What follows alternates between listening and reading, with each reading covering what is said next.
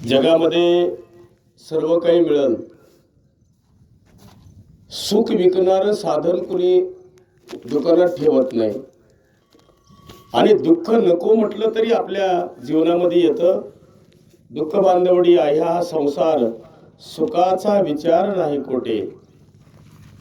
सगळ्यांना आता हृदय आपुले चौफाळून भले, वरी वैसो पावले श्री गुरूंचे. तुमच्या जीवनामध्ये तुम्ही आयुष्यामध्ये काय केलं याला मोठी किंमत आहे. आपल्या जीवनामध्ये तुका म्हणे एका मरण्याची सरे उत्तमाची उरे कीर्ती माग. आयुष्यामध्ये संपत्ती किती कमवली, धन किती कमवलं, याच्यापेक्षा शेवटला तुमच्या मुखात काय आलं याला किंमत आहे. आपल्याकडे जी दिसतंय, आपल्या खिशात आहे, शेतात आहे, ती प्रॉपर्टी झाली, ती आपण निर्माण केलेली. पण आपल्या जीवनामध्ये भगवंतानं जी दिलं ती काय आहे? शरीर आहे. ती निरोगी असावं, समाधानी असावं, याच्यासाठी आपला प्रयत्न पाहिजे. हे लोक सोडून परलोकाला जायचं. आता काही लोकांचं असं मत आहे पुन्हा जन्म आहे. जर कोणी असं खरं सांगतं का की परत जन्मच नाही, आहे का जन्म परत? लोकांचं असं मत आहे पुन्हा जन्माला यायचं. समाधानी जीवन असणं हे सुद्धा पुनर्जन्म आहे. कारण 9वी मर गए, 10वी मर गए, सहस्त्राठ्यांशी 33 कोटी देवता मर गए, पडे काल के फाशी. जपी मर गए, तपी, संन्यासी, हाकीम, जोगी, रोगी, सगळे गेले. मग सगळ्यांना जाणंच आहे, थांबणं आहे का कोणाला? फक्त टप्पा आहे. म्हणजे कधी कधी नगरमधले बसलेला माणूस एखादा धानोऱ्याला उतरल, एखादा कड्याला, काही आष्टीला जातील, पण सगळेच जामखेडला जाणार. जामखेडची एसटी जरी असली तसं प्रत्येकाचा टप्पा आहे. आणि आपण सगळे भ्रमात कोणते माहिती? एक पाहती एकाची दहने, सावधन होती कवन्या गुणे. मी प्रवचन करायला आलोय, उद्या मला सुद्धा ध्यानात पाहिजे की एक दिवस माझाही फोटो लागणार आहे. ज्या अर्थी मी प्रवचनाचा फोटो खाली लागतो त्या अर्थी तो फोटो कुठं लागेल? वरच्या बाजूला लागेल. आणि माझ्या खाली कोणत्या तरी एखाद्या कीर्तनकाराचा फोटो लागेल की आता यांचं प्रवचन होईल. ही माणसाच्या जीवनातली श्रीमंती. अजून एक सुंदर उदाहरण आहे, जे महाराष्ट्रात आहे ते बाहेरल्या राष्ट्रात नाही आहे. भारतामध्ये जी राष्ट्र आहेत का नाही, महाराष्ट्रात संस्कृती आहे, प्रेम आहे, जिव्हाळा आहे, आपुलकी आहे, ती तेलंगणात कमी आहे, कर्नाटकात नाही. आपल्यासारखं नाही. अजून तुम्ही म्हणता मग हे आपल्यासारखं काय आहे? असा जो आनंदाचा म्हणजे आनंद आहे तो स्वर्गात पण नाही. कारण एक अभंग आहे त्याला, स्वर्गीचे अमर इच्छिता ती देवा, अमृती लोकी व्हावा. जे स्वर्गात मिळत नाही त्यांना वाटतं इथं यावं. आणि आपण इथं आलोय, आपण म्हणतो स्वर्गात गेल्यावर सुख पाहिजे. कशाला? मी एका आळंदीच्या वारीला वाटाणा आमची पालखी असते. आम्ही टँकर भरायला गेल्या काळात गेलो होतो त्यांच्याकडे गेल्या वर्षी. यावर्षी गेलो, ते म्हणले यावर्षी पाणी नाही आहे. आम्ही म्हणलं फक्त भेटायला आलोय तुम्हाला, आम्ही ट्रॅक्टर आणलं नाही, टँकर नाही, काय नाही. मग आम्ही बसलो, चहा पेलो. तेवढ्यात त्यांची पत्नी सांगत होती त्या मला की आमच्या ह्यांना मीच त्या काळात सांगितलं होतं की हवेतच 2 एकर घ्या, इकडले 20 एकर नको. त्यांना ऐकलं नाही. आणि इकडे 20 एकर घेतली पण थेंब पाण्याचा नाही, हवेतच घेतली असती तर त्या 2 एकरमध्ये ह्या 20 एकरची बरोबरी झाली असती. पण आता करायचं काय? पाणी नाही. मग मी हे सगळं ऐकत असताना ते बाबा मला म्हटले, महाराज आता मी नरकात आहे. मी म्हणलं कसं काय? म्हणले माझीच पत्नी तुमच्या डोळ्यात देखत माझी निंदा करते म्हणजे काय आहे? नरकवास आहे. आता मी हे ऐकतो, हे सुद्धा काय आहे? म्हणजे आपली निंदा सुद्धा ऐकणं काय आहे? आपली जोपर्यंत लोक स्तुती करतात तोपर्यंत आपल्याला बरं वाटतं. आणि एकदा निंदा करायला लागलं की आपल्याला ते नको वाटतं. म्हणजे कानाचा दोष काय माहिती का? कानाला वाटतं आपली स्तुतीच असावं, डोळ्याला वाटतं मी चांगलं पाहावं, नाकाला वाटतं मी चांगला श्वास घ्यावा, शरीराला वाटतं आपण चांगल्याच ठिकाणी जावं, असं आहे का नाही नियम? लोक जातात शरीराला सुद्धा दुसऱ्या बाजूला नेतात. तसं संत आता ज्ञानोबा आहेत. काही लोक म्हणते बाबा काय आळंदीमध्ये, जी आळंदीत आहे ती जगात नाही आहे का कुठं? आळंदीमध्ये जे आहे ती जगाच्या कल्याणाचं आहे, आणि बाहेर काही नाही म्हणून तर लोक कुठे येतात? आळंदीत.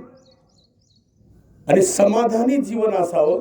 बापूंच्या बाबतीमध्ये जर विचार केला, त्यांचा सगळा प्रवास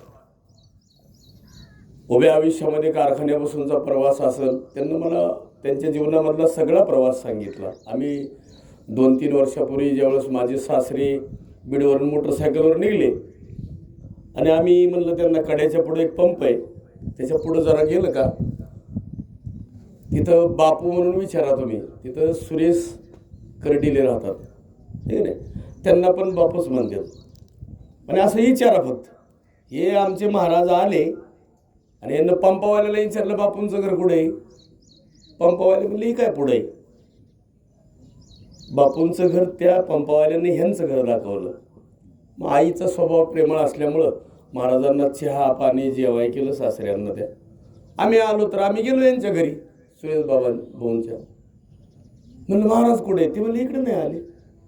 परत महागारी आम्ही म्हणलं फोन केला तर म्हणलं तुम्ही कुठे? म्हणले बापूच्याच घरी. म्हणलं आम्ही बापूच्याच घरी आहे. ते म्हणले बापूच्याच घरी मी. मग म्हणलं द्या बरं आईकडे फोन. आई म्हटल्या भाऊ माझ्याच घरी येत. मग मला आवाजात फरक आला, मी जर बापूच्या घरी आहे तर आईकडे या दुसऱ्याच गेलेत भाऊ. आम्ही परत म्हणलं तुम्ही कुठे? म्हणले पंपाच्या समोर या.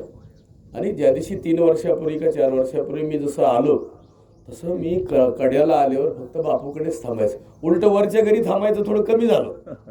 म्हणजे तिकडं जे थांबत होतो का नाही ते कधी कधी नितीन भाऊकडे थांबायचो. मला परवा आता 8 दिवस झाले कापूस लागले तुमच्या त्या दिवशी. बापू खुर्चीवर बसलेले होते, सुनबाई त्यांना आंघोळ घालत होत्या. ते सगळ्या गोष्टी बघितल्या.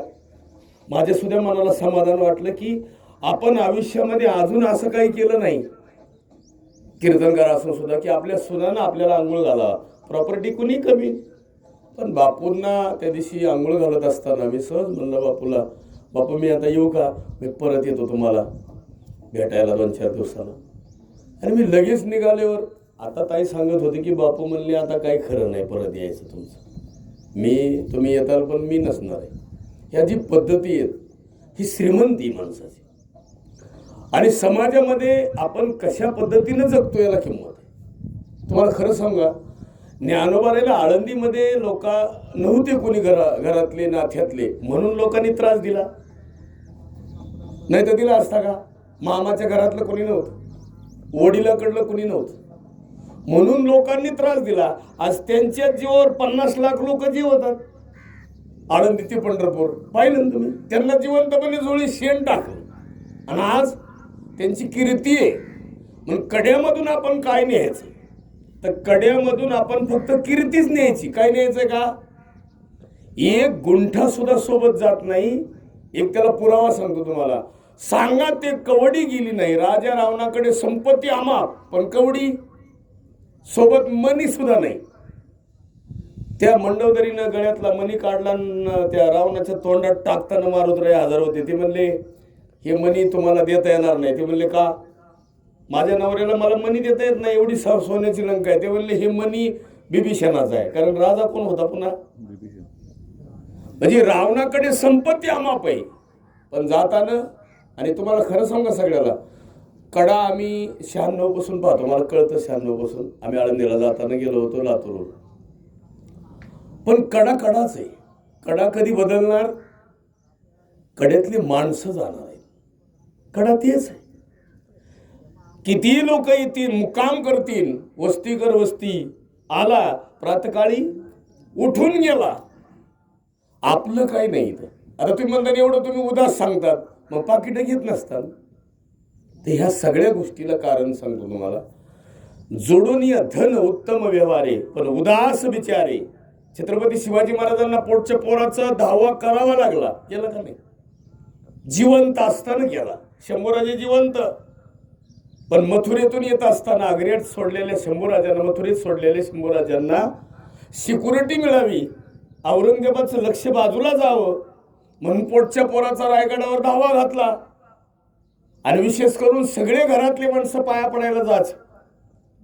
8 राण्यापैकी 7 जिवंत होत्या आणि 7ला 7 पाया पडून आल्या. कावळा स्पर्श करीत नाही म्हणून दर्शन घ्यायच्या आणि विचारायच्या, शंभूराजे आम्ही तुमच्या मंडळीला, म्हणजे ईश्वराणी साहेबाचं नुकतंच लग्न झालेलं आणि त्या काळामध्ये आम्ही त्यांना दुरावा करणार नाही, हे सगळे शब्द द्यायच्या. पण पोटचं पोरग जिवंत ही फक्त दोघांनाच माहित होतं, आऊसाहेबांना आणि राजांना. याचा अर्थ कळला का? एखादी गोष्ट प्राप्त करण्यासाठी आपला पोटचा पोराचा धावा सुद्धा राजांना करावा लागला. अजून तुम्हाला विशेष सांगू, ऐका.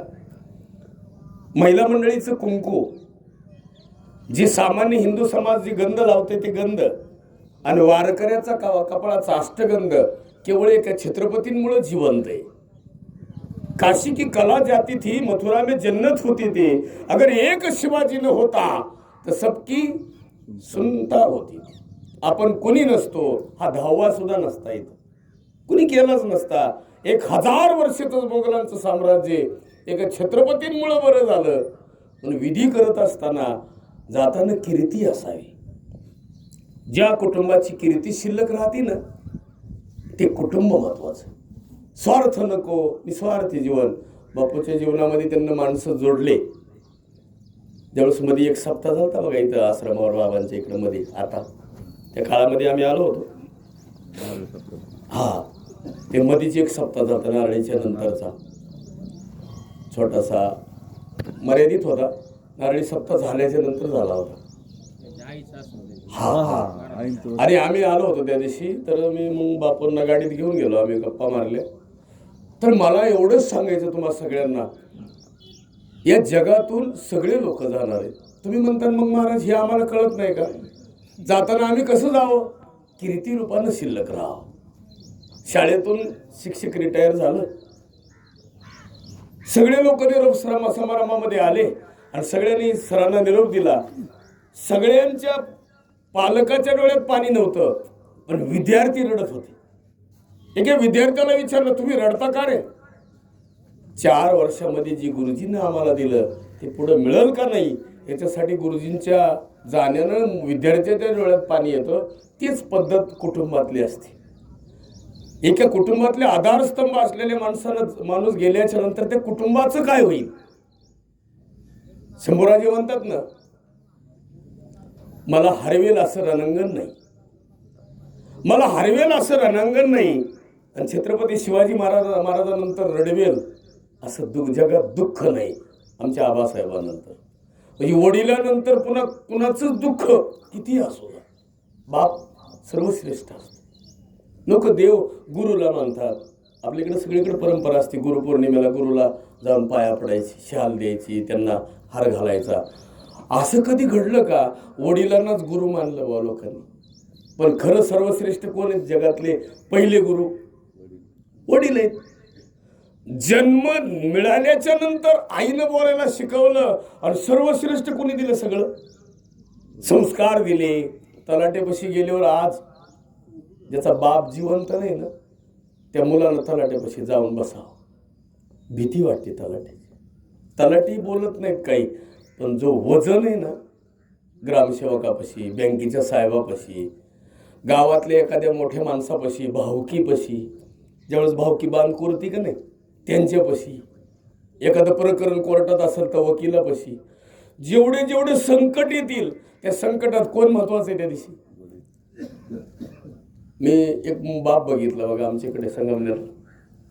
माझ्या देखत त्यांना माझ्याच हाताने ते 50,000 रुपयाला जुनं घर विकलं वडिलांचं. म्हणलं तुम्ही हे जुनं घर का विकतात? ते म्हणले माझ्या पोराला 50,000 रुपये कर्ज बँकेचं पत्र आलंय. आणि मग वडिलांची प्रॉपर्टी तुमच्या काय ऐकतात? माझा मुलगा जर माझ्या डोळ्यात सुखी होत असेल तर हे वडिलाचं घर ऐकलेलं बरं. हे कोण आहे? एक बाप करू शकतो. पण पोरग त्याच क्वालिटीचं पाहिजे. पण पोरग इतकं उलट्या मेंदूचं होतं, त्यानं ते घर बी काय लावलं, 200 एकर जमीन बी घातली. पण ते म्हणलं माझ्यानंतर जमीन गेली तरी चालल. काय करणार? मी कमावलं. पोरं नीट नसतं. आणि सगळ्याला विनंती करतो, बापानंतर बापाचं सगळं वैभव मुलांनी जपलं पाहिजे. आता आम्ही